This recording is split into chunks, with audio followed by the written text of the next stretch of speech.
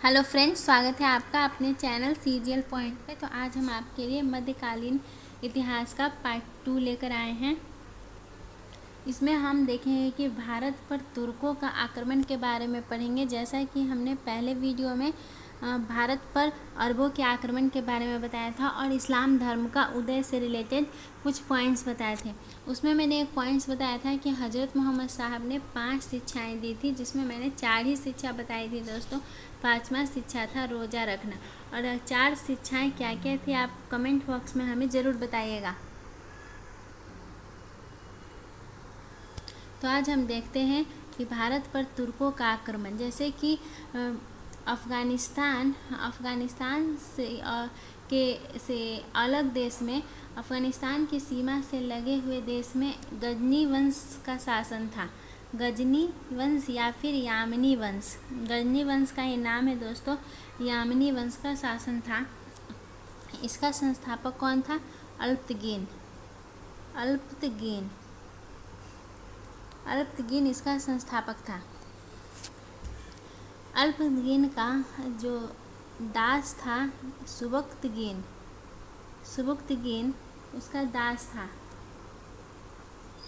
सुबुक्तगीन दास और दामाद दोनों था दोस्तों। तो अल्पतगीन के मरने के बाद सुबुक्तगीन शासक बन जाता है और भारत पर तुर्कों का पहला आक्रमण सुबुक्तगीन के द्वारा ही किया जाता है। और कहाँ किया जाता है? पंजाब में। और उस समय वहाँ के राजा कौन रहते हैं? राजा जयपाल रहते हैं।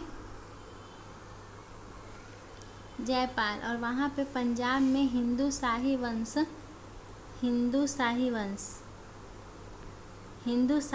था। लेकिन सुबुक्तगीन वहाँ पे आता तो है, लेकिन उसे जयपाल को पूरी बुरी तरीके से नहीं हरा पाता है। एक्चुअली गजनी साम्राज्य में जो भी शासक था, उनका उद्देश्य था कि आना, आक्रमण करना और वहाँ से धन संपत्ति लूट कर ले जाना। अब सुबुक्तगीन के मरने के बाद सुबुक्तगीन के 2 पुत्र थे दोस्तों। एक का नाम था इस्माइल और एक का नाम था गजनवी, जो कि मोहम्मद गजनवी के नाम से भी जाना जाता है। लेकिन सुबुक्तगीन ने मरने के बाद अपना उत्तराधिकारी इस्माइल को बनाया था। लेकिन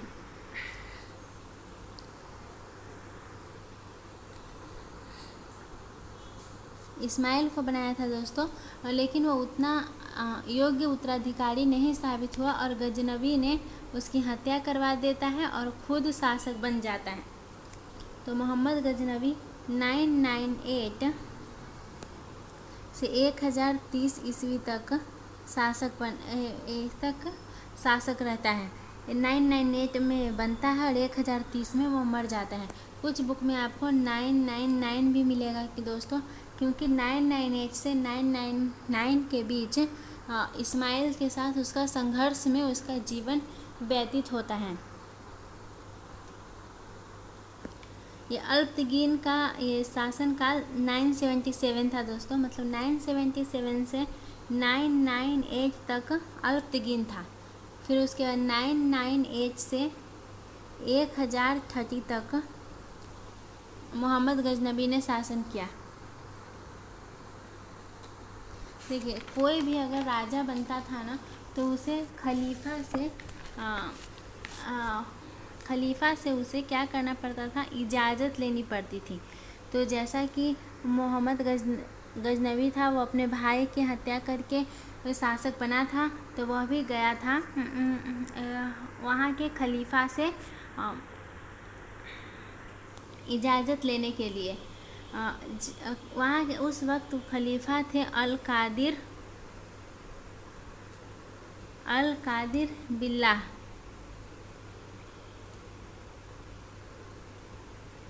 मोहम्मद गजनवी जब उनके पिता जिंदा थे तो वह खुरासान का शासक था, खुरासान का राज्यपाल था। ये पॉइंट में इम्पोर्टेंट है दोस्तों। तो जब वो अल कादिर बिल्लाह के पास गया, तो वह हाँ, खलीफा क्या होते हैं दोस्तों, मैं आपको फिर से बता देती हूँ। पिछले वीडियो में भी मैंने बताया है। खलीफा एक धार्मिक गुरु होते हैं और बाद में वह राजनीतिक प्रमुख भी बन जाते हैं। जब खलीफा से मोहम्मद गजनवी करने के लिए गया, इजाज़त लेने के लिए गया, तो उसने 3 उपाधियाँ दी। पहला दिया था उसे यामिन उद दौला। इसका मतलब होता है साम्राज्य का दाहिना हाथ। एक दिया था यामिन उल मिल्ला।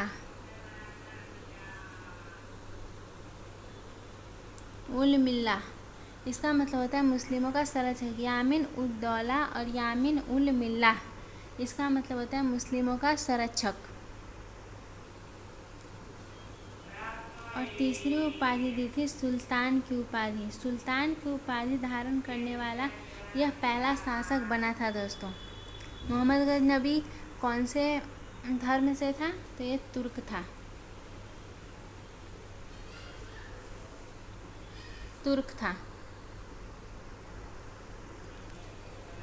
एक इतिहासकार, जहाँ में मोहम्मद गजनवी के बारे में इतनी बातें कैसे पता है, क्योंकि इनके बारे में सर हेनरी इलियट ने लिखा है कि इन्होंने भारत पर 17 बार आक्रमण किया था। मोहम्मद गजनवी का उद्देश्य कभी ऐसा नहीं था दोस्तों कि वह अपने साम्राज्य का विस्तार भारत में करे। वह यहाँ पे आता था, धन लूटता था और यहाँ से वापस चला जाता था, और वह अपने साम्राज्य को सुदृढ़ बनाना चाहता था। अब हम देखते हैं दोस्तों मोहम्मद गजनवी ने कौन कौन से ईस्वी में आक्रमण किया। देखिए, पहला आक्रमण किया था 1000 में। जैसा कि मैंने बताया कि वह 999 में ही तो राजा बना था, और 1000 में उसने आक्रमण किया था। पंजाब में किया था आक्रमण। हिंदू शाही वंश के राजा कौन थे, जयपाल के विरुद्ध शासन किया था। इसमें उसने जयपाल को हरा दिया था और यहाँ से सोना चांदी लेकर चला गया था। लेकिन इसमें जयपाल को बुरी तरीके से नहीं हरा पाया था, तो फिर वह 1001 ईस्वी में आता है। फिर से वह हिंदू शाही राजवंश के शासक जयपाल के विरुद्ध आक्रमण करता है, और इस आक्रमण में उसने जयपाल को बुरी तरीके से हरा दिया था और फिर से वो सोना चांदी लेकर चला गया था। इस आक्रमण के बाद जयपाल सुसाइड कर लेता है दोस्तों। तो पहला हमने देखा 1000 और 1001 ईस्वी में। दूसरा है दोस्तों 6 आक्रमण। देखिए, जैसा कि मैंने बताया कि इसने 17 बार आक्रमण किया, तो सारे आक्रमण हमारे लिए इम्पोर्टेंट नहीं है, कुछ इम्पॉर्टेंट है जो मैं आपको बता रही हूँ। फिर उसके बाद 6 आक्रमण था 1018 से 1019 में किया था। इसमें उसने मथुरा और कन्नौज के खिलाफ आक्रमण किया था दोस्तों। और ये प्रतिहार राजा, इस समय वहाँ पे मथुरा और कन्नौज में कौन सा वंश था, तो प्रतिहार वंश था। देखिए, पहले उसने आक्रमण किया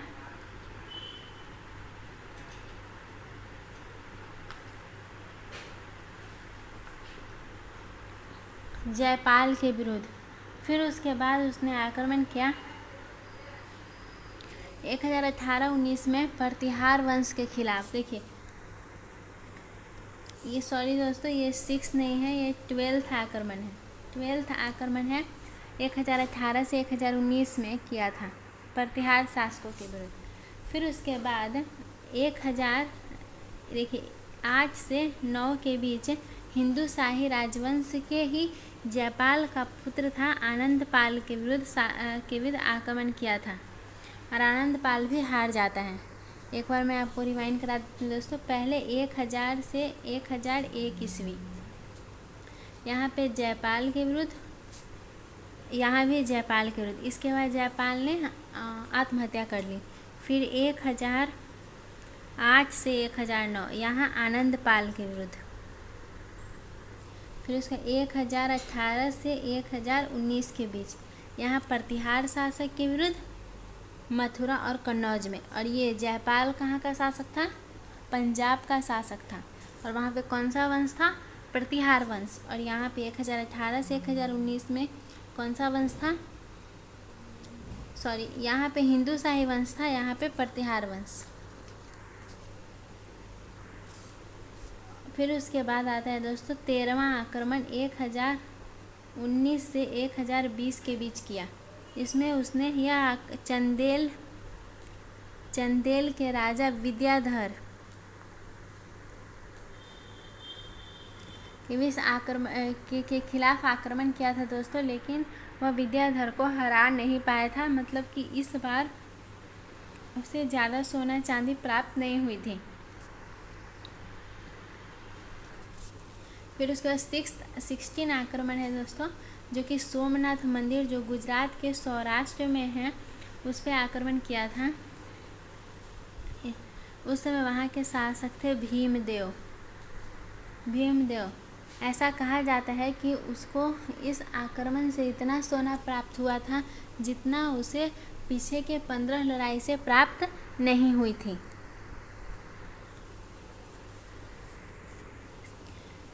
ये मोहम्मद गजनबी का ऐसा मानना था कि वह जाता था ना तो वह लड़ाई करता था, लेकिन जब वापस आता था तो वह शांति से आना चाहता था, किसी से वह लड़ना नहीं चाहता था ताकि उसके सोने चांदी कोई छीन ना ले।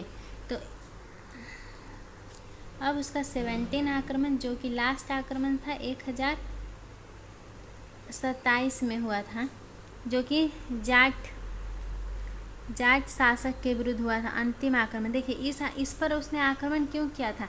जब वह सोमनाथ मंदिर से वापस लौट रहा था ना, तो रास्ते में जाटों ने उस पर हमला कर दिया था और उसके सोने चांदी लूट लिए थे। जब उसके सोने चांदी लूट लिए थे तो इसका बदला लेने के लिए वह 1027 में वह जाटों पर आक्रमण करता है और जीत जाता है, फिर से सोना लेकर आता है। लेकिन वह उसके बाद वह गजनबी बहुत पागल हो जाता है। वह हर जगह सोने की कुर्सी पर बैठने लगता है, सोने की थाली में खाने लगता है, हर जगह सोने के कमरे में सोता है, मतलब जहाँ सोता है सोने की बेड पे सोता है। और ऐसे ही करते करते वह 1030 में उसकी मृत्यु हो जाती है।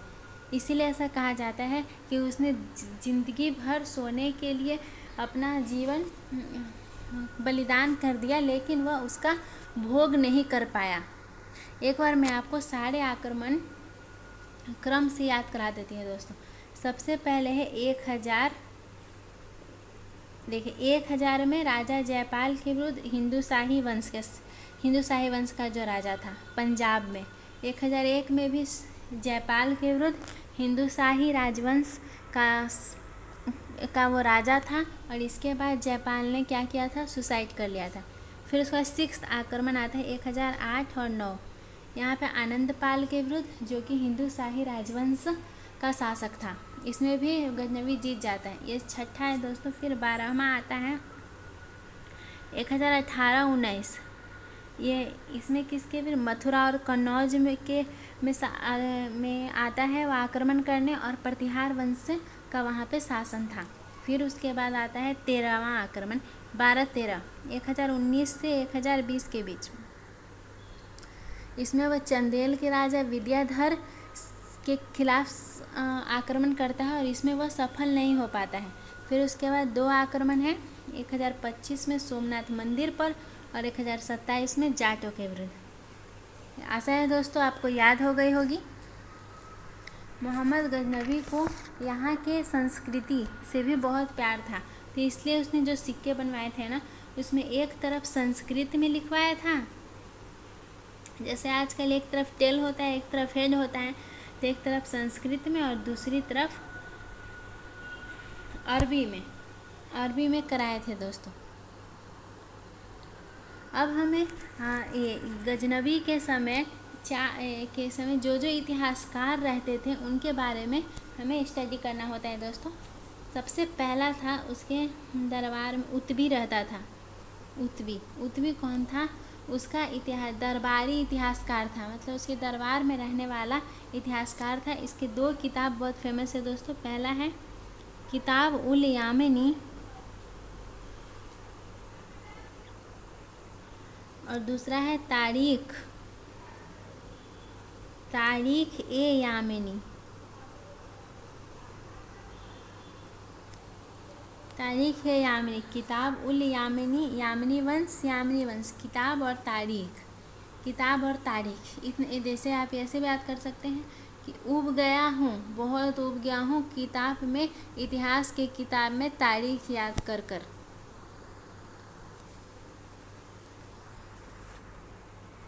फिर उसके बाद आता है दोस्तों अलबरूनी। अलबरूनी किसके दरबार में रहता था? गजनवी के दरबार में रहता था। अलबरूनी या गजनवी के साथ ही भारत आया था। इसने तहकीक-ए-हिंद किताब लिखी है। तहकीक-ए-हिंद। इससे ना यह अलबरूनी भारत के सामाजिक सांस्कृतिक से, मतलब यहाँ के सांस्कृतिक और सामाजिक सांस्कृतिक मतलब समाज के लोगों से बहुत ही प्रेरित था। तो यह किताब में उसने भारत के लोगों का रहन सहन, उसकी संस्कृति के बारे में बताया। तो अगर एग्जाम में आता है कि तहकीक-ए-हिंद में से भारत के किस मतलब कि कौन से भावना का पता चलता है, या तो उसका आंसर होगा सामाजिक सांस्कृतिक। अलबरूनी को भारत के मतलब भारतीय संस्कृति से बहुत प्यार था, तो उसने पुराणों का भी अध्ययन किया था, जैसे गीता, ये सब का अध्ययन किया था। तहकीक-ए-हिंद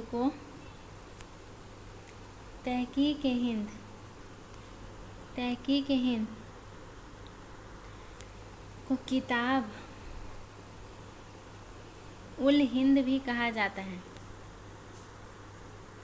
किताब उल हिंद भी कहा जाता है। इसका ट्रांसलेशन किया था दोस्तों सचाऊ ने ट्रांसलेशन किया था इंग्लिश में सचाऊ ने किया, और रजनीकांत ने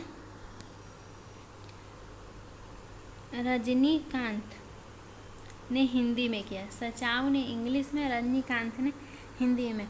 फिर उसके बाद एक रहता था दोस्तों, तीसरा है फिरदौसी, जो कि मोहम्मद गजनवी के दरबार में रहता था।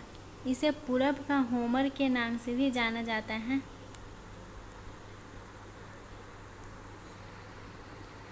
इसका किताब का नाम है दोस्तों बैहाकी। इसे तारीख ए सुबुक्तगीन भी कहा जाता है, जिसे सुबुक्तगीन के इतिहास के बारे में हमें पता चलता है। एक बार मैं आपको सारे किताब याद करा देती हूँ। सबसे पहला कौन था? उत्वी। फिर उसके बाद अलबरूनी के बाद फिरदौसी। देखिए इसने क्या क्या लिखा था? किताब उल यामिनी और तारीख उल ए यामिनी। इसने लिखा था किताब उल हिंद, या उसे भी बोलते थे तहकीक-ए-हिंद। और उसके बाद इसका इंग्लिश में ट्रांसलेशन किया था सचाऊ ने, और हिंदी में ट्रांसलेशन किया था रजनीकांत ने। फिरदौसी को पूरब का होमर भी कहते हैं, और इसने लिखा था बैहाकी, और जिसे कहते हैं तारीख ए सुबुक्तगीन।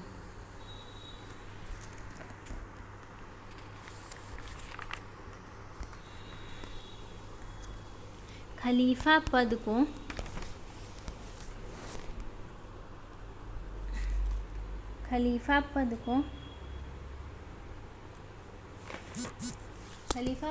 दोस्तों ख़त्म करवा दिया था 1924 में मुस्तफ़ा कमाल पाशा ने।